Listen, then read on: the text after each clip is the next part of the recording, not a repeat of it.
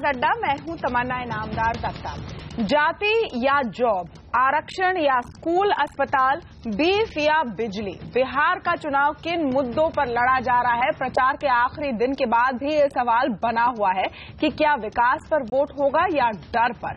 चुनाव प्रचार में दोनों एनडीए और महागठबंधन जो मेन खेमे हैं इस चुनाव के, उन्होंने वोटरों को डराने की कोशिश की है। अगर एनडीए धर्म पर डरा रहा है तो महागठबंधन जाति पर। आखिर किन मुद्दों को लेकर बिहार प्रभावित होगा और इस चुनाव के पूरे देश के राजनीति के लिए क्या संकेत है, इसी पर हम आज खास चर्चा करें। और आज हमारे साथ इस चर्चा में शामिल है वरिष्ठ पत्रकार टीसीए श्रीनिवासन, अमर उजाला ग्रुप के एग्जीक्यूटिव एडिटर एमके वेणु, वरिष्ठ पत्रकार शरद प्रधान, CNN IBN के संवाददाता प्रभाकर कुमार और मारिया शकील, जो हमें आइडिया दे रहे हैं कि वहां ग्राउंड पर किस तरह के हालात बन रहे हैं। स्वागत है आप सबका। मारिया, सबसे पहले मैं आपसे पूछना चाहूंगी, प्रचार का आखिरी दिन रहा, इस वक्त अगर हम समझने की कोशिश करें कि लोगों के बीच में कौन से मुद्दे छाए हुए हैं, तो आप क्या कहेंगे?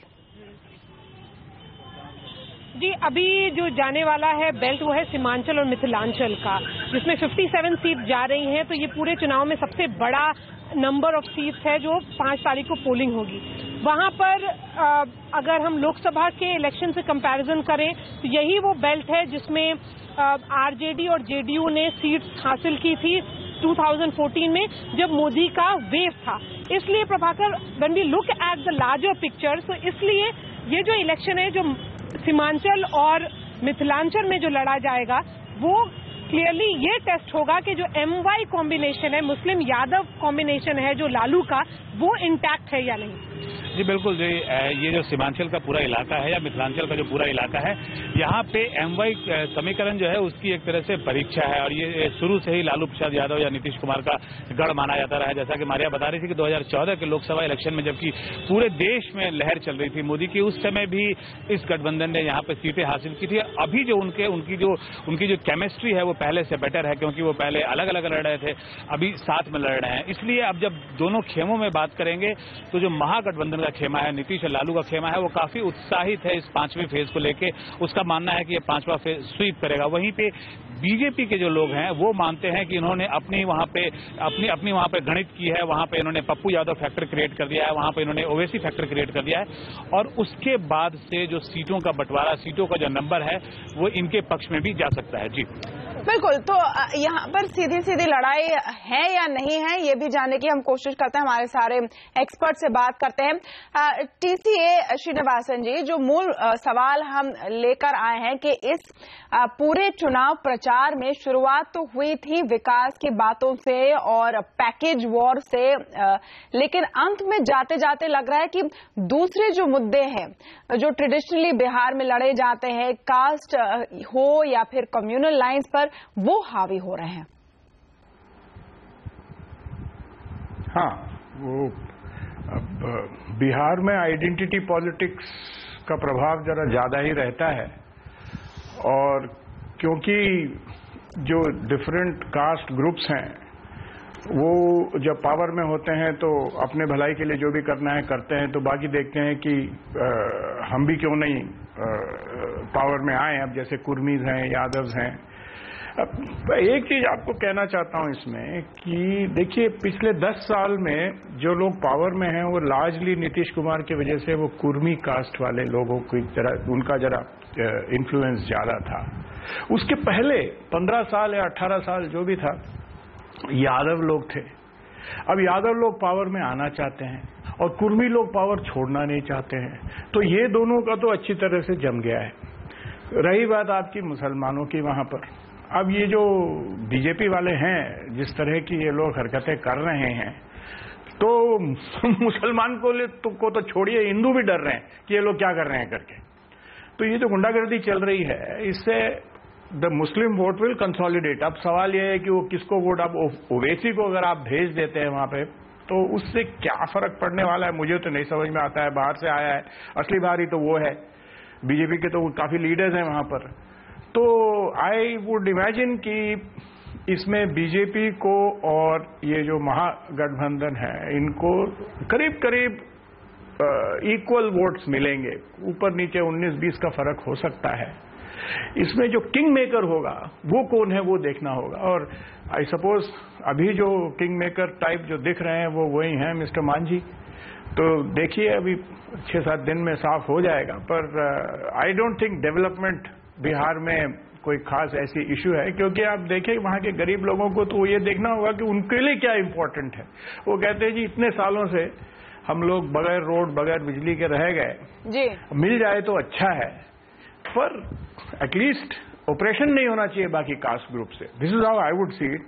This is what has traditionally happened in other states. जी एम.के. वेणु जी, आप बिहार का दौरा करके लौटे हैं और कई सारे लोगों से आपने बात की होगी।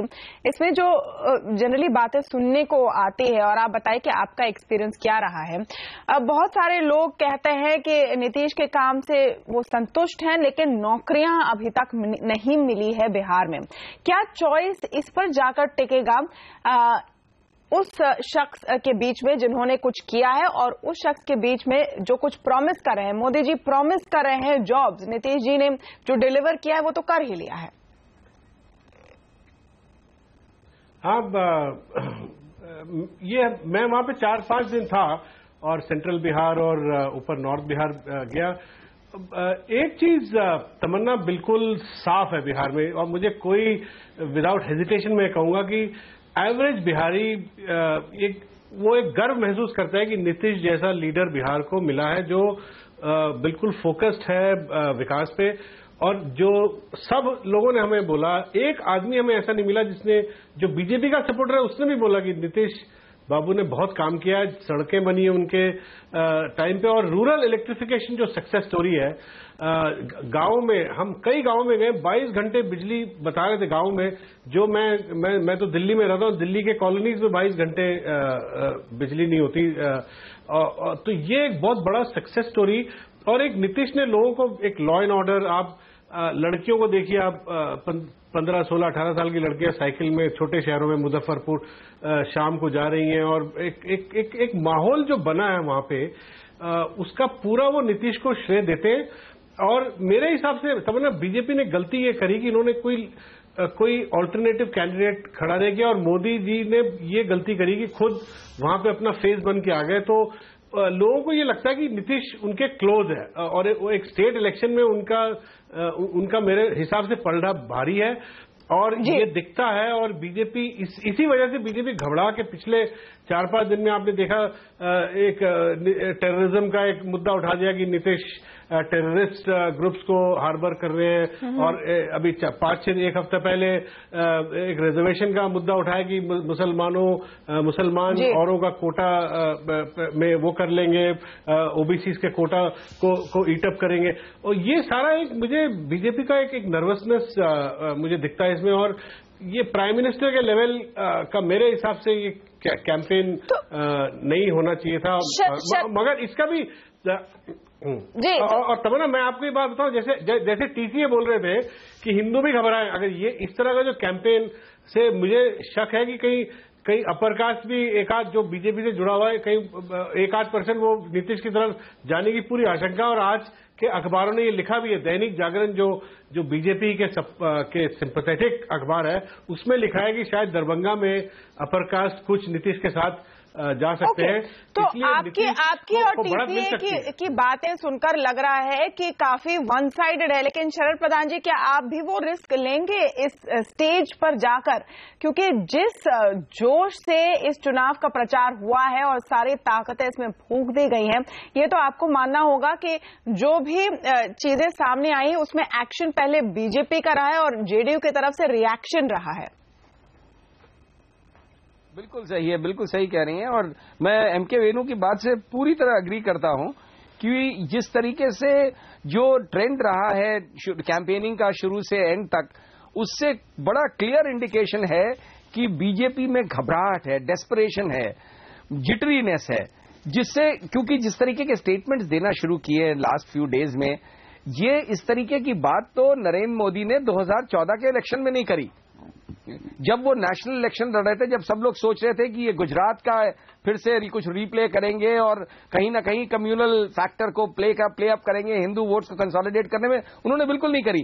अब बिहार में लास्ट स्टेज में आकर के उन्होंने ये तक शुरू कर दिया। और अगर अमित शाह ने जो स्टेटमेंट दिया कि पाकिस्तान में पटाखे फूटेंगे अगर हम जीत गए, इससे क्या जाहिर होता है?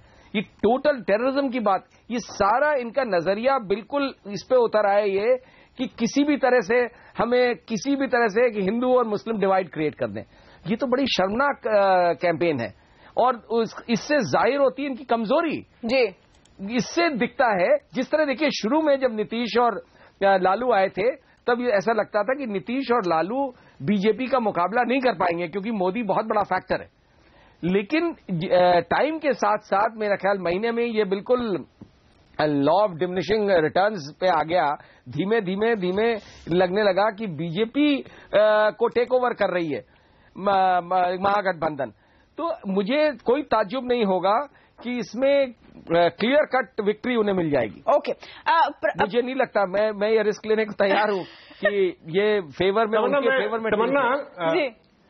ओके तमन्ना एक बात मैं एक और बात कहूंगा कि आपने कहा कि जेडीयू रिएक्टिव मोड में, यहां पे उल्टा है, बीजेपी रिएक्टिव मोड में। आपने देखा होगा जब लोकसभा में मोदी इश्यू सेट करते थे और लोग रिएक्ट करते थे, यहां पे नीतीश जी ने बोला बिहारी या बाहरी, नरेंद्र मोदी रिएक्ट कर रहे हैं। और यहां पे आरएसएस चीफ ने स्टेटमेंट दी रिजर्वेशन को लेके, उसको इश्यू बनाया जेडीयू ने, मगर बीजेपी रिएक्ट कर रही है। उसका रिएक्शन बिल्कुल, और बीजेपी बिल्कुल रिएक्टिव मोड में पिछले 10 दिन से, और ये बहुत बड़ा चेंज है। हमने मोदी को कभी इतने रिएक्टिव मोड में नहीं देखा है। ओके, तो ये ऑब्जर्वेशन रहा है एमके वेणु का। तो प्रभाकर, जैसे आपने सुना हमारे जो एनालिस्ट की पैनल है, कम से कम शरद प्रधान और एमके वेणु यहाँ पर रिस्क लेकर कॉल कर रहे हैं कि शायद महागठबंधन को एज है। आप क्या देख रहे हैं ग्राउंड पर, और क्या अंत में जाकर जो पहले कहा जा रहा था ये फैक्टर कि नीतीश को तो लोग पसंद करते हैं लेकिन उनके साथ जो लालू लगे हुए हैं वो दिक्कत होगी, क्या वो अंत में जाते जाते वो फैक्टर थोड़ा सा गायब सा हो गया है?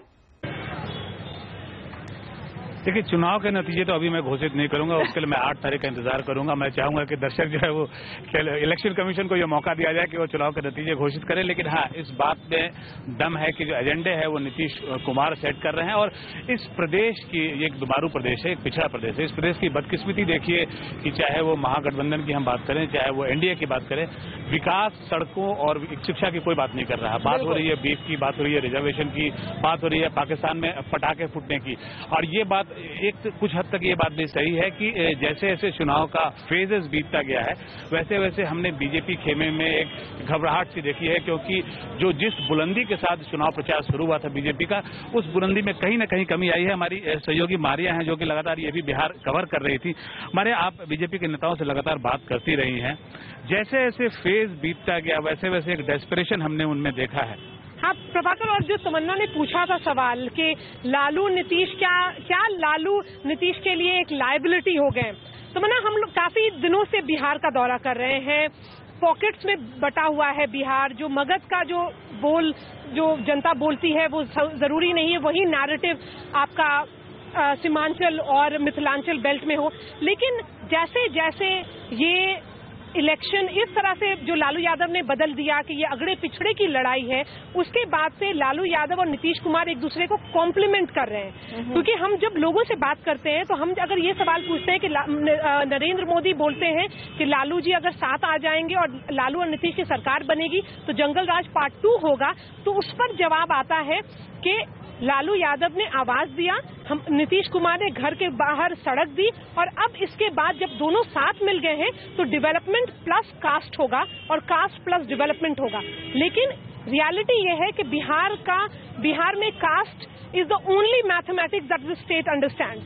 And लालू यादव और नीतीश कुमार, जब इन लोगों ने ये बनाया था अपना ग्रैंड सेक्युलर अलायंस, तो उन्होंने वही सोच करके बनाया था क्योंकि इन लोगों ने डायरेक्ट कैलकुलेशन किया था based on the result of 2014 election. अगर ये लोग साथ में आ जाएंगे सारे लोग, चूंकि आप इतने सारे लोगों से मिल रही हैं और इसमें एक जो कंसिस्टेंट बात हमें दिख रहा है अब तक की फेजेस में कि महिलाएं भारी तादाद में आकर वोट दे रही है। वोटर टर्नआउट के ओवरऑल फिगर देखें तो इतने कुछ जंप उसमें शायद नहीं है पिछले चुनाव के कंपैरिजन में, लेकिन महिलाएं ज्यादा तादाद में आकर वोट कर रही हैं।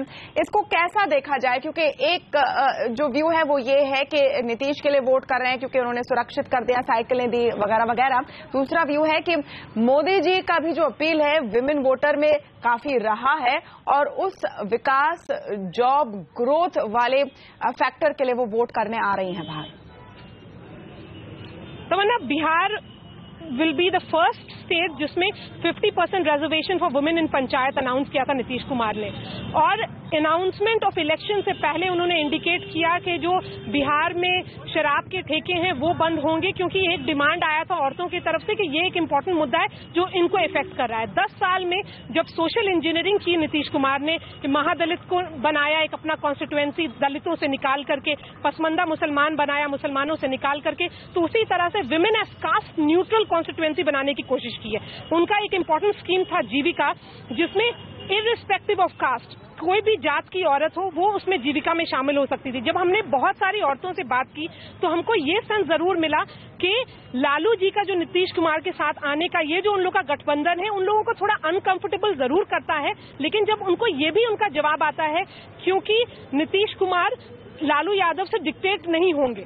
उनका ये कहना है कि अगर लालू इतने स्ट्रांग होते तो ये जो 10 साल का पीरियड था नीतीश कुमार का, तो उस वक्त भी वो परेशान करते और यादव जो वोट बैंक है जो लालू का बहुत एग्रेसिव रहा है वो भी दिखता on the streets of Patna, जो नहीं हुआ है। तो ये security is an important aspect in the context of Bihar, particularly because Bihari women having seen those 15 years, उन लोगों को लगता है एक फियर भी है, लेकिन उनका काउंटर ये है कि बिहार में अब सड़कें आ गई हैं, औरतें, लड़कियां साइकिल पे घूम रही हैं, तो जब बच्चियों को अपनी वो साइकिल पे देखती हैं तो वुमेन खुद अपने आप को एम्पावर्ड फील कर रही हैं। ओके, तो टीसीएम ये काफी इंटरेस्टिंग चुनाव इसलिए भी रहा है क्योंकि जिन फैक्टर्स के साथ ये शुरू हुआ, इस प्रचार के खत्म होते होते काफी चीजें बदल गई हैं और आखिरी 2 फेजेस में अब किन चीजों पर लोग वोट करेंगे उस पर सवाल है। लेकिन अगर आप ब्रेकअप देखें, महागठबंधन को एज बता रहे हैं शरद प्रधान और एमके वेणु, नंबर्स आप देखें 100 सीट के आसपास नीतीश, 100 सीट के आसपास लालू,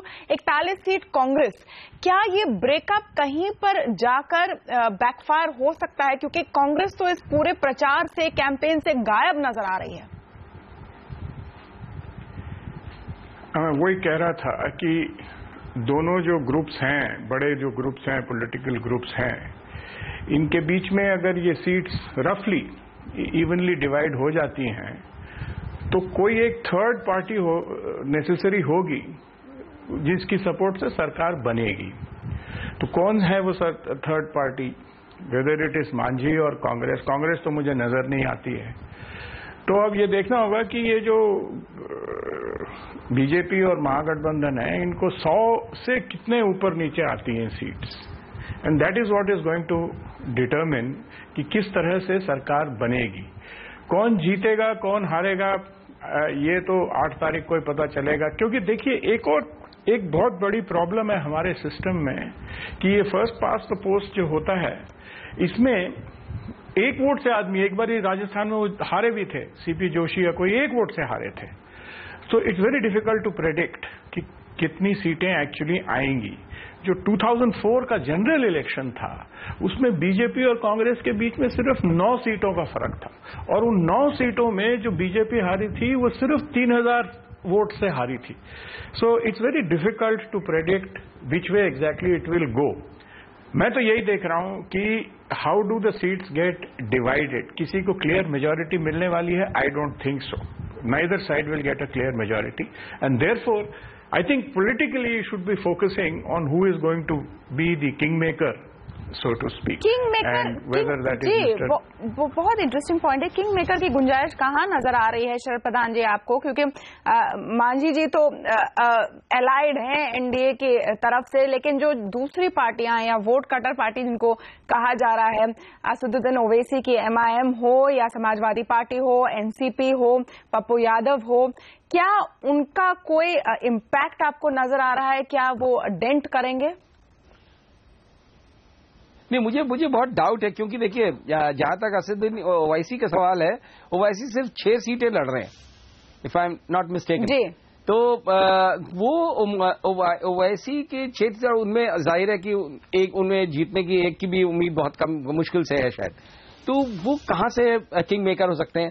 मुलायम सिंह यादव का जहां तक सवाल है, Mulayam Singh Yadav has no status, that his party has no status in Bihar. वो उसकी क्या वजह है वो ऑलरेडी हम लोग कई बार डिस्कस कर चुके हैं कि वो उन्होंने किन सर्कमस्टांसेस में अपने आप को अलग किया ग्रैंड अलायंस से।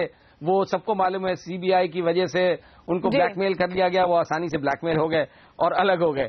अब वो उनकी जाहिर है उनकी पार्टी की कोई हैसियत नहीं है कि वो इस पोजीशन में आ सके कि वो एक या आधी सीट भी जीत सके। ये ठीक है, वो जो काटने वाली बात है, ये कितना डैमेज करते हैं ग्रैंड अलायंस को, ओवैसी हो चाहे मुलायम सिंह यादव हो, उस पर डिपेंड। अगर इन्होंने बहुत थोड़ा भी डैमेज, तो जिन सीट्स पे बड़ा कीन कंटेस्ट है वहां इफेक्ट कर सकते हैं, लेकिन वो भी अल्टीमेटली 5-7 सीटें हो सकती हैं।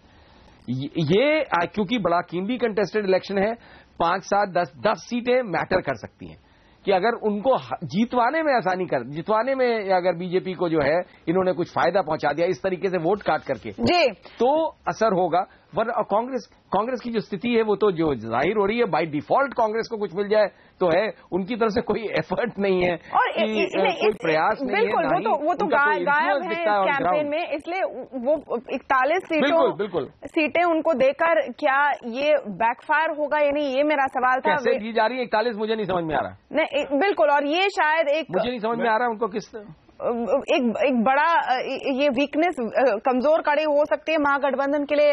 एमके वेणु? नहीं तमन्ना, मैं इसको दूसरी तरह देख रहा हूं। मैं ये देख रहा हूं कि दो बड़े अलायंसेस हैं और सारी पार्टियां इन अलायंसेस में है, जो मेजर पार्टीज बीजेपी के साथ अपने मांझी हैं और यहां पे जेडीयू, आरजेडी और कांग्रेस है। अगर आप लोकसभा इलेक्शन के वोट शेयर देखें तो जेडीयू, आरजेडी और कांग्रेस मिला के 45% वोट पड़ता है और बाकी जो बीजेपी अलायंस है उसका 38%। तो ये 1-to-1 फाइट है और इसमें 1-to-1 फाइट में तमन्ना क्लियर वर्डिक्ट आएगा। अगर 3% अगर वोट शेयर डिफरेंस हो तब भी मतलब 20-25 सीटों का अंतर होगा। ये बहुत ही रेयर अकरेंस है कि अगर ठीक है, अगर दोनों को अगर दोनों को 40-42% अगर परसेंटेज वोट मिले तब हंग असेंबली हो सकती, जैसे टीसीए कह रहे हैं। अगर वैसा हुआ तो कुछ इंडिपेंडेंट जो है 12-13 है वो किंग मेकर हो जाएंगे। बाकी बड़ी पार्टियां तो सारे ये दोनों गठबंधनों में आ गई हैं। नहीं बिल्कुल।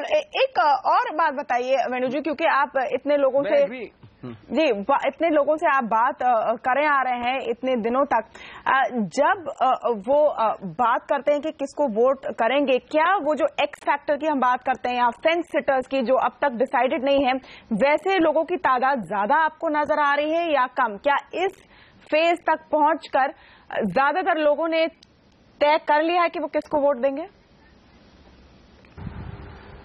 देखिए, हमने बीजेपी के लीडरों से और दोनों तरफ से बात करी और अमित शाह जी से भी बात हुई। तो अमित शाह जी का ये रीडिंग ये था कि तकरीबन 98% जो वोटर है वो उनके माइंड्स आर मेड अप, उन्होंने तय कर लिया है किसको देना है।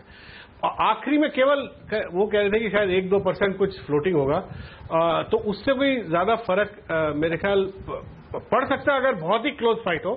तो ज्यादातर लोगों ने अपना मन बना लिया है। प्रभाकर और मारिया से भी मैं ये पूछना चाहूंगी, जहां तक एक्सट्रीमली बैकवर्ड क्लास या अति पिछड़ों की बात होती है या जो युवा वोटर हैं, क्या ऐसा बड़ा एक तबका है जिसने अभी तक तय नहीं किया कि किसको वोट करेंगे, या इस फेज तक आते काफी साफ है लोगों के मन में कि कहां पर वोट डालना है?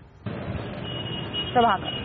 देखिए, एक बात हम सभी मांगते हैं कि बिहार का जो चुनाव है वो कास्ट पे लड़ा जाता है। अगर आप बिहार के चुनाव के कास्ट अर्थमेटिक को देखेंगे इस बार, तो यादव, मुसलमान और कुर्मी, ये 3 कास्ट है जो महागठबंधन के साथ खड़ा दिखता है। उसी तरह से फॉरवर्ड, पासवान और कुछ और कास्ट हैं, कुशवाहा, जो कि बीजेपी के साथ खड़े दिखते हैं। अगर आप दोनों के परसेंटेज को देखेंगे तो ये लगभग एक दूसरे को नलीफाई कर देते हैं, बराबर हो जाते हैं। एक बड़ा तबका जो है, जिसे ईबीसी जो आप बोलते हैं, एक्सट्रीमली बैकवर्ड कास्ट, जिसे बिहार के लोकल लैंग्वेज में पचपनिया बोलते हैं, 55 कास्ट, छोटे छोटे कास्ट हैं, उनका ये गुट है। और इस पूरे बिहार के चुनाव को यही डिसाइड कर रहे हैं। ये लगभग 25% के आसपास इनका परसेंटेज आता है, जो कि बहुत बड़ा चंक है। और पूरे बिहार के चुनाव को यही डिसाइड कर रहे हैं कि कौन जीतेगा, कौन हारेगा। जिस भी सीट पर ये ईबीसी जिस तरह वोट कर रहे हैं वो जीतता जा रहा है, क्योंकि बाकी जो कास्ट हैं उनके खेमे पहले से बटे हुए हैं। उसमें थोड़ा बहुत डेविएशन हो सकता है, थोड़ा बहुत डिफरेंसेस हो सकता है, लेकिन वो मोटा मोटी एक खेमे में बटे हुए हैं। हमने इस चुनाव प्रचार में भी हमारे देखा कि लगातार, चाहे वो दोनों पक्ष के नेता हों, वो ईबीसी पर लगातार कंसंट्रेट कर रहे थे। और लोकली जब वो कोई भी सभा करते थे तो वो ये कोशिश करते थे कि उस कास्ट के लिए, उस वोटर के लिए कोई मैसेज छोड़ के चले। जी बिल्कुल। और प्रभाकर, लेकिन ये हम फिर से बोलेंगे कि जो बिहार है वो पॉकेट्स में बटा हुआ है। सो हर पॉकेट में डिफरेंट नैरेटिव है। अगर ये बोला जाए कि सीमांचल में भी वही भाषा होगी कि जो मगध में थी सेकेंड फेज में, वो नहीं होगा तमन्ना। तो इसलिए जब अब सीमांचल, क्योंकि अब लास्ट फेज की बात की जाए, और 5th फेज में जो फैक्टर है वो MY है, मुस्लिम यादव है। और सीमांचल और का मुसलमान और यादव लगभग मन बना चुका है। ये देखा जाएगा कि पप्पू यादव कितने बड़े फैक्टर हैं, ये लास्ट मिनट पे डिसाइड होगा। लेकिन जो आप फेंस सिटर की बात कर रही हूँ, ये मुझे नहीं लगता। बिहार जो भी वर्डिक्ट देगा वो डिसाइसिव मैंडेट होगा, इधर फॉर महागठबंधन और फॉर एनडीए। तो चले, क्योंकि हम जो प्रभाकर माफ करें, बिल्कुल मेरा समय समाप्त हुआ। और ये एक ऐसा विषय है जिस पर हम बात करते ही जा सकते हैं। इतने सारे फैक्टर हैं, इतने सारे व्यू इसमें निकल कर आ रहे हैं। खैर, CNBC आवाज पर लगातार हमारी खास कवरेज और एनालिसिस बिहार के चुनाव पर बनी रहेगी। एक अलग अंदाज में आपको यहाँ पर चुनाव पर कवरेज देखने को मिलेगा, तो हमारे साथ जरूर जुड़ते रहिए। फिलहाल हम सबको दीजिए इजाजत और बहुत बहुत शुक्रिया हमारे पैनल का। नमस्कार।